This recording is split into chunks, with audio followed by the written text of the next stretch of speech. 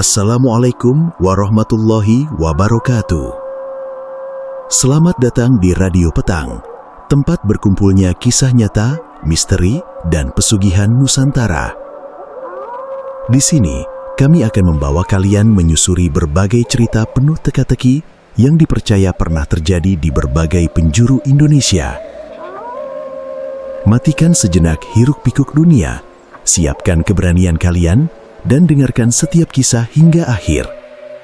Karena terkadang, rahasia paling gelap tersembunyi di balik kehidupan yang tampak biasa. Selamat mendengarkan, dan inilah kisah malam ini. Sebelum kita masuk ke dalam cerita, jangan lupa dukung channel Radio Petang dengan cara subscribe, nyalakan lonceng notifikasi, dan bagikan video ini kepada teman-teman kalian pencinta kisah misteri Nusantara. Karena dukungan kalian akan membuat Radio Petang terus menghadirkan kisah-kisah nyata, misteri, dan pesugihan yang menarik untuk disimak setiap harinya. Tuliskan juga pendapat kalian di kolom komentar. Percaya atau tidak, setiap cerita memiliki pelajaran yang bisa kita ambil. Namaku Lala. Saat semua peristiwa itu terjadi, usiaku baru 25 tahun. Aku bekerja sebagai karyawan bagian pengemasan di sebuah pabrik jamu yang berada di kawasan industri Semarang. Dari luar, pabrik itu tampak seperti pabrik biasa. Bangunannya besar, dipenuhi suara mesin yang bekerja hampir tanpa henti, dan setiap pagi ratusan karyawan datang silih berganti untuk mencari nafkah. Tidak ada yang menyangka bahwa di balik kesuksesan pabrik tersebut, tersimpan rahasia yang kelak mengubah hidupku untuk selamanya. Ketika pertama kali diterima bekerja, keadaan pabrik belum semaju sekarang. Produksi berjalan normal, pesanan datang secukupnya, dan para karyawan sering mendengar kabar bahwa perusahaan sedang kesulitan mendapatkan keuntungan. Bahkan beberapa pekerja senior pernah bercerita bahwa pemilik pabrik hampir menjual asetnya karena terlilit utang. Namun, semuanya berubah dalam waktu yang sangat singkat. Dalam kurun kurang dari 2 tahun, pabrik jamu itu berkembang pesat. Truk-truk pengangkut barang keluar masuk setiap hari. Gudang yang sebelumnya setengah kosong kini penuh sesak oleh produk yang siap dikirim ke berbagai kota. Mesin baru berdatangan, bangunan diperluas, dan jumlah karyawan terus bertambah. "Hebat ya, sekarang pabrik kita makin besar," kata Siska, teman satu bagianku saat kami sedang beristirahat. "Iya, padahal dulu katanya hampir bangkrut," jawabku sambil membuka bekal makan siang. "Makanya aneh, kok bisa berubah secepat itu?" Aku hanya mengangkat bahu. Saat itu aku menganggap keberhasilan tersebut sebagai hasil kerja keras pemilik perusahaan. Tidak ada alasan bagiku untuk berpikir yang macam-macam. Setiap bulan kami menerima bonus yang jumlahnya semakin besar. Banyak karyawan merasa bersyukur karena kehidupan mereka ikut membaik. Beberapa bahkan berhasil membeli motor baru atau merenovasi rumah. Di tengah kebahagiaan itu, sosok pemilik pabrik Pak Surya Wijaya semakin sering menjadi bahan pembicaraan. Ia dikenal sebagai pengusaha yang tegas, tetapi jarang berinteraksi langsung dengan para pekerja. Anehnya, setelah pabrik berkembang pesat, ia justru terlihat lebih tertutup daripada sebelumnya. Suatu pagi, saat aku sedang membawa dokumen ke kantor administrasi, aku melihat Pak Surya turun dari mobil hitam mewahnya. "Selamat pagi, Pak," sapa salah satu staf.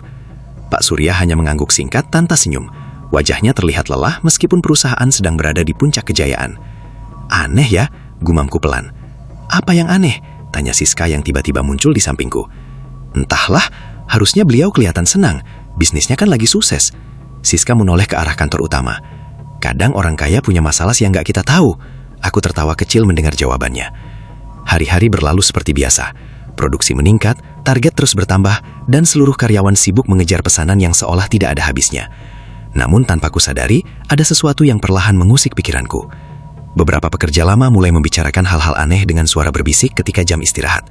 Setiap kali aku mendekat, pembicaraan itu langsung berhenti. Wajah mereka tampak gelisah seolah menyimpan sesuatu yang tidak ingin diketahui orang lain. Saat itulah aku mulai merasa bahwa kesuksesan besar yang datang begitu cepat ini mungkin tidak sesederhana yang terlihat dari luar.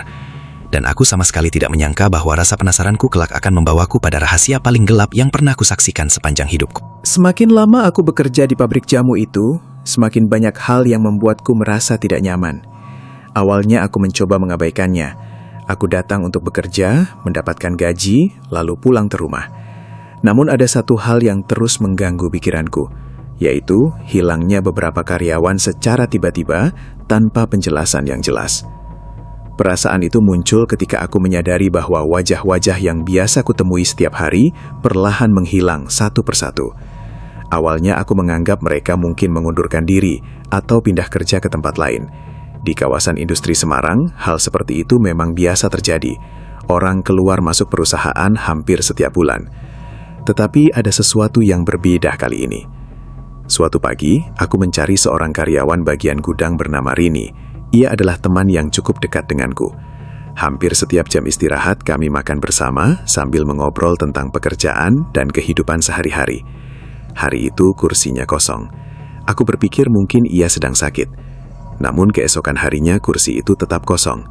Hari berikutnya juga sama. Aku mulai merasa heran. Saat bertemu salah satu staf administrasi, aku memberanikan diri bertanya, "Mbak, Rini sakit ya?" Staf itu menggeleng pelan. "Nggak tahu, katanya sudah resign." "Resign?" "Iya." Jawaban itu membuatku terdiam. Aneh sekali, beberapa hari sebelumnya Rini masih bercerita tentang rencananya menabung untuk membantu biaya sekolah adiknya. Ia tampak bersemangat bekerja dan tidak pernah menyinggung soal keluar dari perusahaan. Sepulang kerja, aku mencoba menghubungi nomor teleponnya. Tidak aktif. Aku mengirim pesan. Tidak pernah dibalas. Hari demi hari berlalu tanpa kabar. Kegelisahanku semakin bertambah ketika aku menyadari bahwa bukan hanya Rini yang menghilang. Ada beberapa nama lain yang juga lenyap begitu saja dari lingkungan pabrik. Suatu siang aku duduk bersama Siska di kantin. "Sis, kamu sadar gak kalau akhir-akhir ini banyak yang hilang?" Siska langsung menoleh cepat ke kanan dan kiri, seolah memastikan tidak ada yang mendengar. "Maksud kamu?" "Rini, terus Mas Arif dari gudang, terus Pak Joko bagian pengiriman. Mereka kemana?" Wajah Siska mendadak berubah tegang. "Kamu jangan terlalu banyak tanya soal itu." "Kenapa?" "Pokoknya jangan." Jawabannya membuat rasa penasaranku semakin besar. Malam itu aku tidak bisa tidur dengan tenang. Aku mencoba mengingat satu persatu nama karyawan yang sudah tidak pernah terlihat lagi. Jumlahnya ternyata lebih banyak daripada yang kubayangkan. Yang paling aneh, tidak pernah ada acara perpisahan. Tidak pernah ada ucapan pamit. Tidak pernah ada cerita bahwa mereka mendapatkan pekerjaan baru. Mereka seolah menghilang dari kehidupan sehari-hari begitu saja. Beberapa hari kemudian, aku kembali memberanikan diri bertanya kepada supervisor bagian produksi. "Pak, saya mau tanya soal Rini." Supervisor itu menghentikan aktivitasnya dan menatapku beberapa detik. "Kenapa?" Katanya dia resign. "Ya, tapi kenapa nggak pernah pamit?" "Itu urusan pribadi." Jawaban itu terdengar terlalu cepat, seolah sudah disiapkan sebelumnya. Aku mengangguk dan memilih pergi. Namun dalam hati, aku justru semakin yakin ada sesuatu yang tidak beres. Sejak saat itu, aku mulai memperhatikan perilaku orang-orang di sekitarku. Anehnya, setiap kali nama para karyawan yang hilang disebutkan, sebagian besar pekerja langsung diam. Beberapa bahkan terlihat ketakutan. Suatu sore ketika hampir semua orang sudah pulang, aku tanpa sengaja mendengar percakapan dua pekerja senior di belakang gudang. "Sampai kapan begini terus?" bisik salah satunya. "Asal kita diam, kita aman. Tapi jumlahnya makin banyak." "Sst, nanti ada yang dengar." Aku tidak sempat mendengar kelanjutannya karena mereka segera pergi. Kalimat itu terus terngiang di kepalaku sepanjang perjalanan pulang. Jumlahnya makin banyak. Apa yang sebenarnya mereka maksud? Untuk pertama kalinya sejak bekerja di pabrik itu, aku merasakan ketakutan yang sulit dijelaskan. Kesuksesan besar perusahaan yang selama ini dibanggakan semua orang, kini mulai terlihat berbeda di mataku. Di balik suara. Setelah menyadari semakin banyak karyawan yang menghilang tanpa penjelasan yang masuk akal, pikiranku tidak pernah benar-benar tenang. Setiap hari, aku tetap bekerja seperti biasa di bagian pengemasan, tetapi perhatianku mulai sering teralihkan oleh hal-hal yang sebelumnya tidak pernah kupedulikan. Aku mulai memperhatikan siapa yang datang dan pergi, siapa yang terlihat gelisah, dan sudut-sudut pabrik yang jarang dikunjungi orang. Di bagian belakang kompleks pabrik terdapat sebuah bangunan tua yang sudah lama menarik perhatianku. Bangunan itu berdiri terpisah dari area produksi utama. Dindingnya kusam, beberapa bagian catnya mengelupas, dan jendelanya hampir selalu tertutup rapat. Para karyawan menyebutnya gudang lama, karena konon dulu digunakan untuk menyimpan bahan baku sebelum pabrik diperluas. Namun anehnya, meskipun disebut tidak digunakan lagi, bangunan itu selalu terkunci, dan tidak seorang pun diizinkan mendekat tanpa izin khusus. Suatu sore saat jam kerja hampir selesai, aku melihat sesuatu yang membuat langkahku terhenti. Sebuah mobil hitam milik Pak Surya memasuki area belakang pabrik. Aku mengenali mobil itu karena sering melihatnya terparkir di depan kantor utama. Ngapain beliau ke sana? Gumamku pelan. Dari kejauhan aku melihat dua pria yang bukan karyawan biasa membawa beberapa karung besar menuju gudang tua tersebut. Mereka bergerak cepat dan tidak banyak bicara. Saat itu rasa penasaranku mulai mengalahkan rasa takut. Keesokan harinya aku mencoba bertanya kepada Siska. Sis, kamu pernah masuk gudang tua di belakang? Wajahnya langsung berubah. Gudang yang dekat pagar belakang? Iya. Nggak pernah. Kenapa? Siska menggeleng pelan. Nggak ada yang boleh masuk ke sana. Memangnya isinya apa? Nggak tahu. Jawabannya singkat, tetapi nada suaranya terdengar tidak nyaman. Hari-hari berikutnya aku semakin sering memperhatikan bangunan tersebut. Anehnya, aktivitas di sana justru lebih ramai pada malam hari dibanding siang hari. Suatu malam ketika lembur, aku melihat lampu di dalam gudang menyala. Padahal seluruh area produksi sudah sepi. Saat melewati jendela kantor, aku melihat bayangan beberapa orang bergerak di sekitar bangunan itu. Masih ada yang kerja? Tanyaku kepada salah satu petugas kebersihan. Pria itu menoleh cepat. Lebih baik jangan tanya macam-macam, Mbak. Jawaban itu membuat bulu kuduku meremang. Semakin banyak orang yang menghindari pembicaraan tentang gudang tua tersebut. Semakin mereka menghindar, semakin besar rasa ingin tahuku. Beberapa hari kemudian kesempatan datang tanpa sengaja.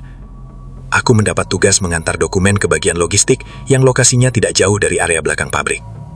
Setelah tugas selesai, aku sengaja mengambil jalan memutar melewati gudang tua. Saat berada cukup dekat, aku melihat sesuatu yang aneh. Di depan pintu gudang terdapat bekas jejak roda yang masih baru. Seolah ada kendaraan yang sering keluar masuk, meskipun bangunan itu katanya tidak digunakan. Aku juga mencium aroma yang sulit dijelaskan. Bukan aroma bahan baku jamu seperti biasanya, melainkan campuran bau tanah lembab dan sesuatu yang terasa asing.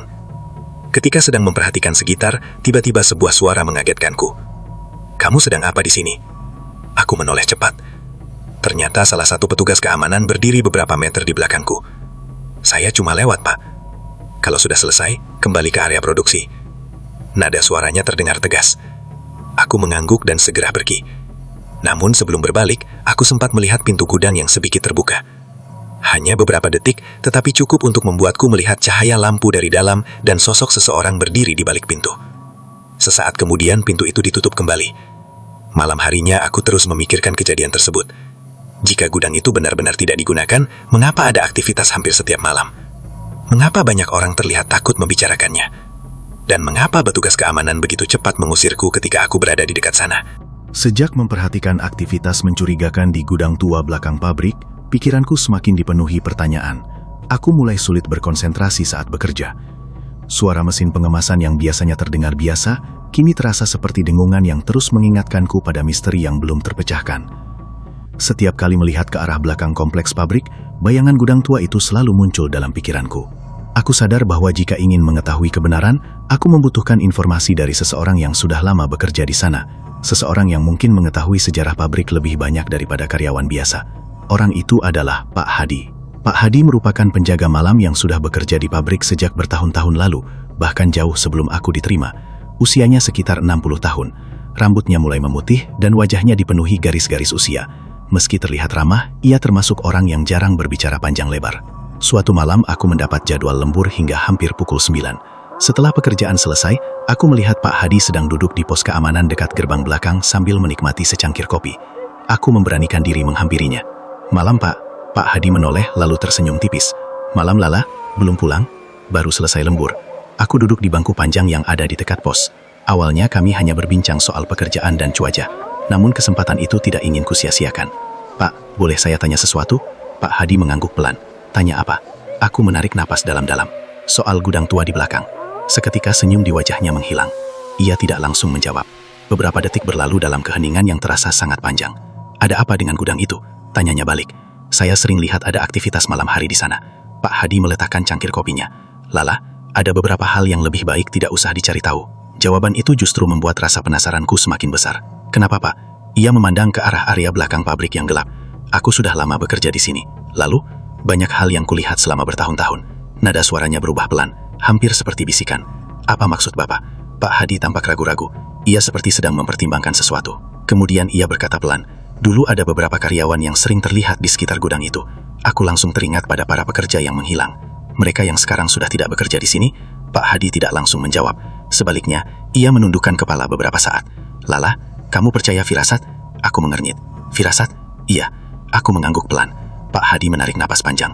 Setiap kali seseorang mulai terlalu dekat dengan rahasia tempat itu, biasanya tidak lama kemudian orang itu menghilang dari pabrik. Jantungku langsung berdegup lebih cepat. "Menghilang bagaimana, Pak?" Katanya resign. Tapi, Pak Hadi menatapku tajam. Aku tidak pernah melihat mereka berpamitan. Suasana malam terasa mendadak lebih dingin. Angin berembus pelan melewati halaman pabrik yang hampir kosong. Aku berusaha tetap tenang meskipun perasaanku mulai tidak nyaman. "Bapak tahu sebenarnya apa yang terjadi?"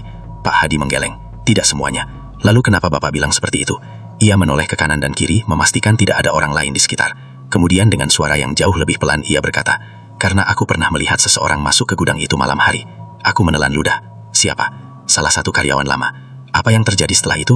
Pak Hadi terdiam beberapa saat. Besoknya dia masih masuk kerja. Lalu, seminggu kemudian dia hilang. Aku merasakan bulu kuduku berdiri. Dia resign? Itu yang dikatakan perusahaan. Menurut Bapak? Pak Hadi menghela napas panjang. Aku tidak tahu. Meski jawabannya sederhana, aku bisa melihat ketakutan yang tersimpan di matanya. Ketakutan itu terlihat nyata, bukan ketakutan yang dibuat-buat. Seolah ia pernah mengetahui sesuatu yang tidak berani diungkapkan sepenuhnya.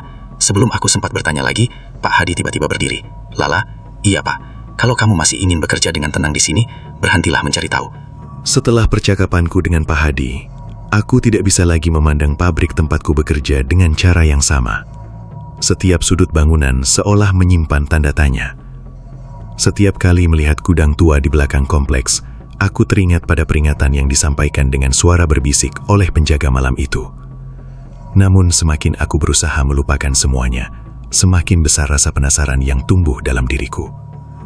Aku mulai memperhatikan sosok Pak Surya Wijaya, pemilik pabrik yang selama ini menjadi simbol kesuksesan perusahaan. Dari luar, ia tampak seperti pengusaha yang berhasil mengembangkan usaha keluarga menjadi perusahaan besar. Tetapi jika diperhatikan lebih lama, ada sesuatu yang terasa aneh. Wajahnya sering terlihat tegang. Ia jarang tersenyum. Bahkan ketika perusahaan mencatat keuntungan besar, ekspresinya tidak pernah menunjukkan kebahagiaan seperti yang dibayangkan orang-orang. Suatu hari, aku mendapat tugas mengantar beberapa berkas ke ruang arsip lama yang berada di lantai 2 gedung administrasi. Ruangan itu jarang dikunjungi karena sebagian besar dokumen baru sudah disimpan secara digital. Saat mencari rak penyimpanan yang sesuai, tanpa sengaja aku menemukan beberapa map tua yang tampak berdebu. Awalnya aku tidak berniat membuka apapun, namun sebuah tulisan pada sampul map menarik perhatianku. Laporan keuangan 5 tahun lalu. Aku menoleh ke sekeliling, ruangan itu kosong. Karena penasaran, aku membuka map tersebut. Mataku langsung tertuju pada angka-angka yang membuatku terkejut. Ternyata beberapa tahun lalu kondisi perusahaan jauh lebih buruk daripada yang pernah kuceritakan oleh karyawan lain.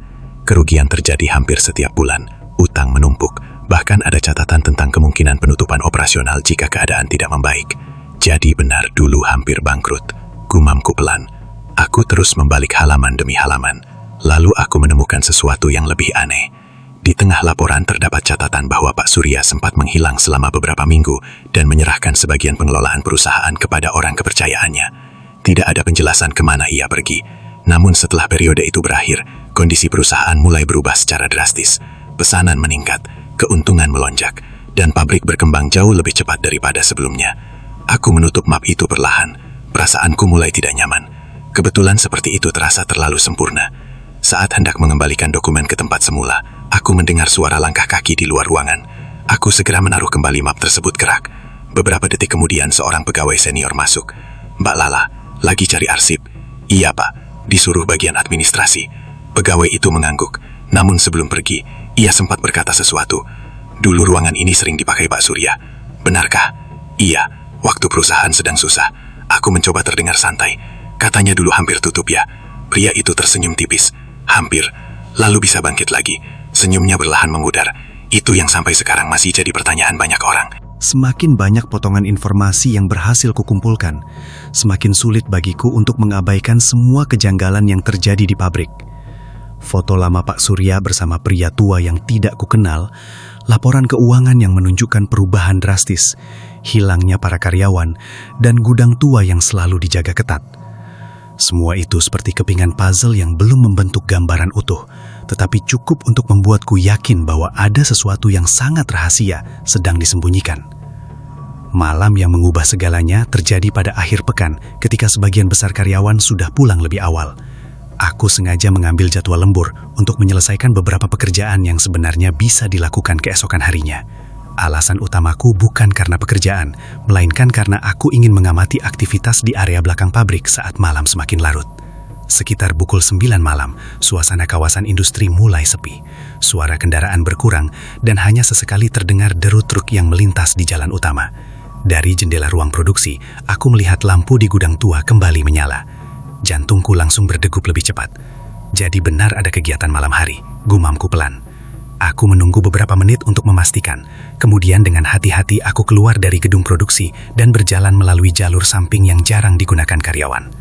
Angin malam terasa dingin, lampu penerangan di beberapa sudut halaman tampak redup. Semakin dekat ke gudang tua, semakin besar rasa takut yang muncul dalam diriku. Namun rasa penasaran masih lebih kuat. Aku bersembunyi di balik tumpukan peti kosong yang berada tidak jauh dari bangunan itu. Dari sana aku bisa melihat area depan gudang tanpa terlalu mudah terlihat. Beberapa menit kemudian, sebuah mobil hitam memasuki halaman belakang. Aku mengenalinya. Mobil itu milik Pak Surya. Kenapa beliau datang malam-malam begini, pikirku. Tak lama setelah mobil berhenti, beberapa orang turun dan masuk ke dalam gudang. Salah satunya adalah Pak Surya sendiri. Pintu gudang kemudian ditutup rapat. Aku menunggu dalam diam. Rasa takut mulai bercampur dengan rasa penasaran yang semakin besar. Akhirnya aku memberanikan diri mendekat. Di salah satu sisi bangunan terdapat celah kecil pada dinding kayu tua yang sudah mulai lapuk. Dari sana aku bisa melihat sebagian isi ruangan. Saat mataku mengintip melalui celah itu, nafasku langsung tertahan. Di dalam gudang tampak beberapa orang berdiri membentuk lingkaran. Cahaya puluhan lilin menerangi ruangan yang sebelumnya terlihat gelap dari luar. Di tengah lingkaran itu berdiri Pak Surya. Di sampingnya ada seorang pria tua yang wajahnya terasa tidak asing. Butuh beberapa detik sampai aku menyadari siapa dia. Pria dalam foto lama yang pernah kutemukan. Orang yang berdiri di samping Pak Surya bertahun-tahun lalu. Aku berusaha mendengarkan percakapan mereka. Suaranya tidak terlalu jelas, tetapi sesekali beberapa kalimat terdengar sampai ke tempatku bersembunyi. Usaha ini harus terus berkembang, kata seseorang. Kemudian suara pria tua itu terdengar pelan namun tegas. Semua ada harganya. Aku merasakan bulu kudukku berdiri. Pak Surya terlihat mengangguk. Sejak malam ketika aku mengintip aktivitas di dalam gudang tua, hidupku berubah menjadi penuh kewaspadaan.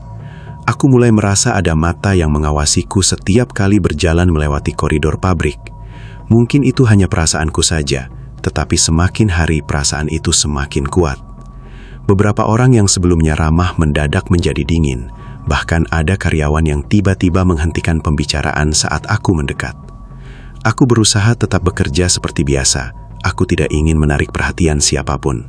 Namun di dalam hati, aku terus memikirkan daftar nama yang sempat kulihat di atas meja pada malam itu. Daftar itu terasa penting. Entah mengapa, bayangannya terus muncul dalam pikiranku. Beberapa hari kemudian, kesempatan yang tidak pernah kuduga datang begitu saja. Pagi itu aku diminta mengantarkan dokumen ke kantor salah satu manajer operasional yang dikenal sangat dekat dengan Pak Surya. Saat sampai di depan ruangan, aku mendapati pintunya sedikit terbuka. "Permisi," panggilku. Tidak ada jawaban. Aku mengintip ke dalam. Ruangan kosong. Mungkin pemiliknya sedang keluar sebentar. Aku melangkah masuk untuk meletakkan dokumen di atas meja. Saat itulah mataku menangkap selembar kertas yang terjatuh di lantai dekat kursi kerja. Awalnya aku tidak terlalu memperhatikannya, namun ketika hendak mengambilnya, aku melihat beberapa nama tertulis di sana. Aku membungkuk dan memungut kertas itu. Jantungku langsung berdegup lebih cepat. Nama pertama terasa tidak asing. Nama kedua juga. Nama ketiga membuat tenggorokanku terasa kering. Semua nama itu adalah mantan karyawan yang pernah bekerja di pabrik. Beberapa di antaranya adalah orang-orang yang hilang tanpa penjelasan. Tanganku mulai bergemetar. Aku membaca daftar itu sekali lagi. Lalu pandanganku berhenti pada baris paling bawah. Dunia seolah mendadak sunyi. Di sana tertulis jelas namaku, Lala. Aku menatap tulisan itu beberapa detik tanpa mampu bergerak. Mungkin cuma kebetulan, bisikku pelan. Namun jauh di dalam hati aku tahu, itu bukan kebetulan. Nama-nama di atas namaku adalah orang-orang yang sudah tidak pernah terlihat lagi di pabrik. Tubuhku mulai terasa dingin. Aku segera mengembalikan kertas itu ke tempat semula saat mendengar suara langkah kaki mendekat dari luar ruangan. Dengan cepat aku meletakkan dokumen yang kubawa lalu keluar seolah tidak terjadi apa-apa. Sepanjang hari aku bekerja dalam keadaan gelisah. Mesin produksi berdengung seperti biasa. Para karyawan sibuk dengan tugas masing-masing, tetapi pikiranku terus kembali pada daftar itu. Kenapa namaku ada di sana? Apa arti daftar tersebut? Dan mengapa sebagian besar nama di dalamnya adalah orang-orang yang menghilang? Saat jam istirahat, Siska menghampiriku. "Kamu kelihatan pucat. Sakit?" Aku memaksakan senyum. "Nggak apa-apa. Kamu yakin?" Aku terdiam beberapa saat sebelum akhirnya berkata pelan. "Sis, kalau suatu hari aku tiba-tiba nggak masuk kerja, kamu bakal percaya kalau aku resign?" Siska langsung menatapku. "Kenapa ngomong begitu? Jawab saja." Wajahnya terlihat bingung. "Nggak tahu. Mungkin aku bakal cari tahu dulu." Aku mengangguk pelan. Jawaban itu justru membuat perasaanku semakin tidak tenang. Malam harinya aku hampir tidak bisa tidur. Aku terus memikirkan semua kejadian yang sudah kualami sejak awal. Hilangnya para karyawan, gudang tua, pertemuan rahasia, dan sekarang daftar nama itu. Semua potongan misteri mulai tersusun menjadi gambaran yang mengerikan. Aku sadar bahwa rasa penasaranku mungkin telah membawaku terlalu jauh. Mungkin seseorang mengetahui bahwa aku sedang mencari tahu. Mungkin seseorang menyadari bahwa aku pernah berada di dekat gudang tua. Untuk pertama kalinya, ketakutan yang kurasakan bukan lagi ketakutan terhadap sebuah rahasia. Aku takut untuk diriku sendiri. Keesokan paginya, saat tiba di pabrik, aku merasa suasana berbeda. Beberapa orang tampak memperhatikanku lebih lama dari biasanya. Bahkan ketika berjalan melewati kantor utama, aku melihat salah satu staf kepercayaan Pak Surya menoleh ke arahku dengan tatapan yang sulit kuartikan. Saat itulah, sebuah kesadaran menghantamku. Aku bukan lagi sekedar orang yang sedang mencari jawaban. Aku mungkin sudah menjadi bagian dari masalah yang ingin mereka sembunyikan. Dan jika daftar yang kulihat itu benar-benar memiliki hubungan dengan para karyawan yang hilang, maka keberadaanku di baris terakhir bukanlah sebuah kebetulan. Itu adalah peringatan, atau mungkin sebuah ancaman yang belum sepenuhnya kupahami. Satu hal yang pasti, mulai hari itu aku tahu, waktuku tidak banyak. Jika ingin mengungkap kebenaran, aku harus bergerak lebih cepat, sebelum sesuatu terjadi padaku. Karena kini, untuk pertama kalinya, namaku sendiri telah muncul di tengah misteri yang selama ini berusaha ku pecahkan. Sejak melihat namaku tertulis di daftar yang berisi para mantan karyawan yang menghilang, aku tidak lagi memiliki kemewahan untuk bersikap tenang. Ketakutan yang selama ini hanya menjadi bayangan, kini terasa nyata. Setiap kali memasuki area pabrik, aku merasa seolah sedang berjalan di atas lapisan es tipis yang bisa pecah kapan saja. Namun di balik rasa takut itu, muncul tekad yang semakin kuat.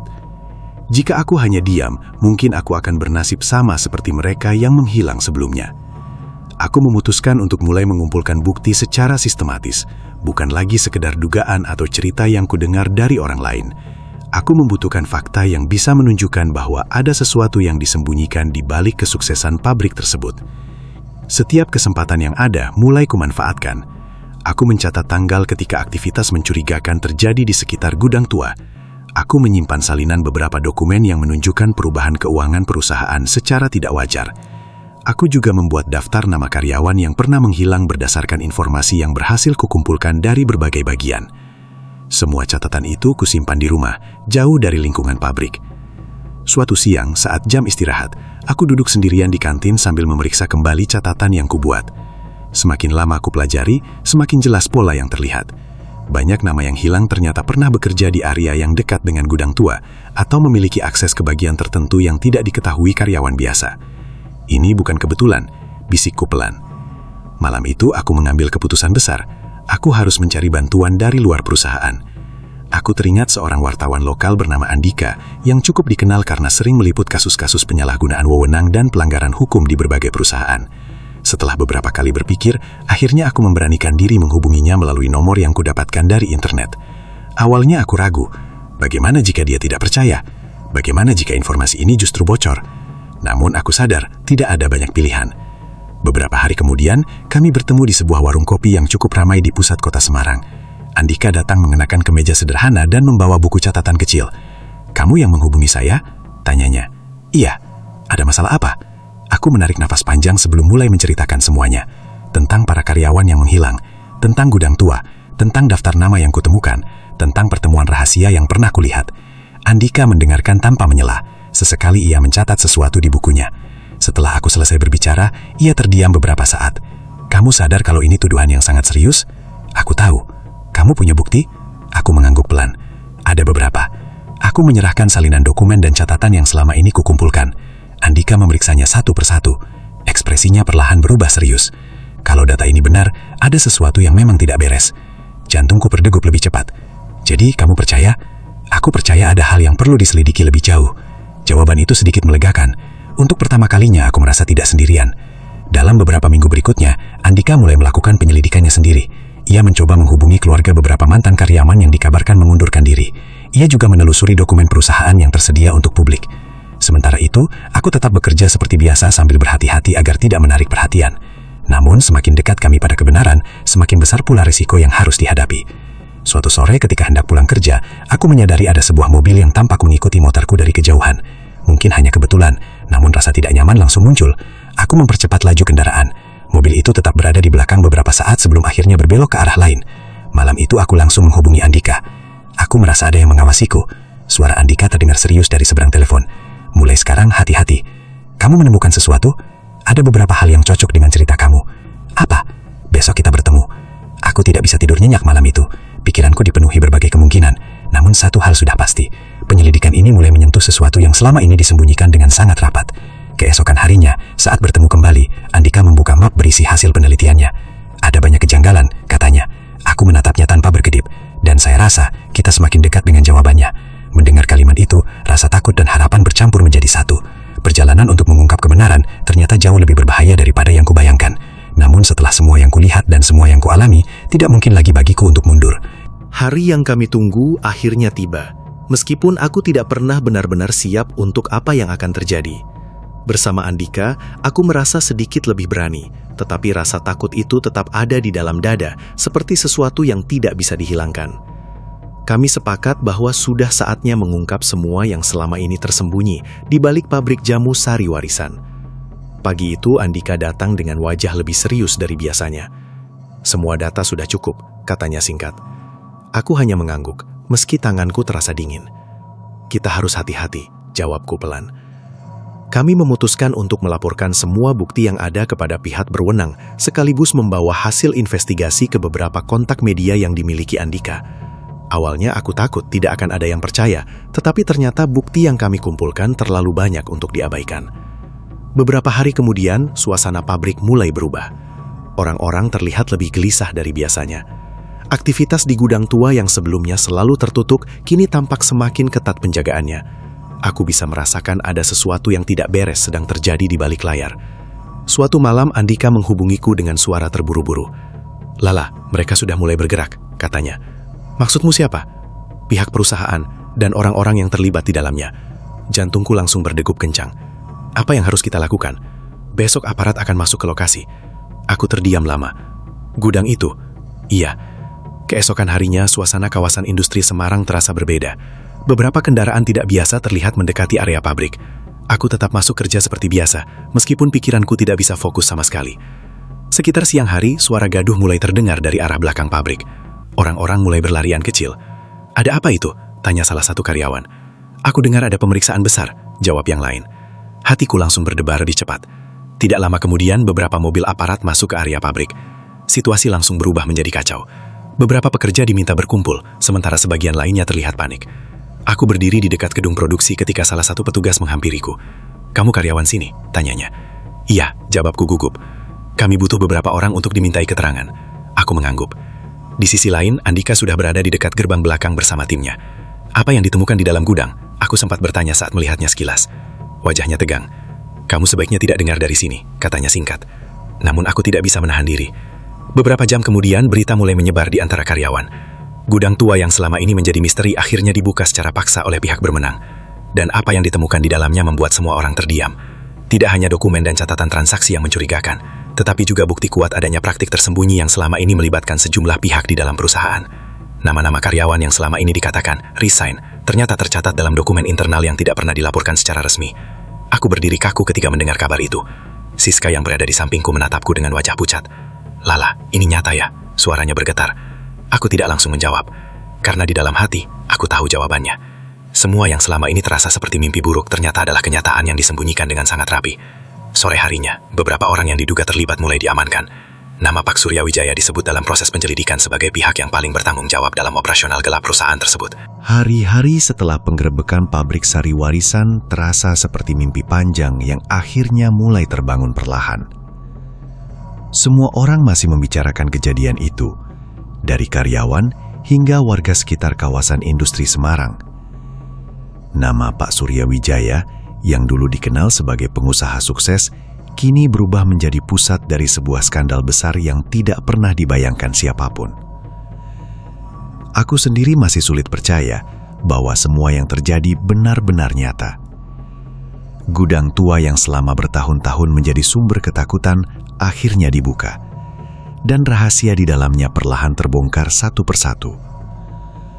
Namun meskipun kebenaran sudah mulai terlihat, perasaan di dalam diriku tidak sepenuhnya lega.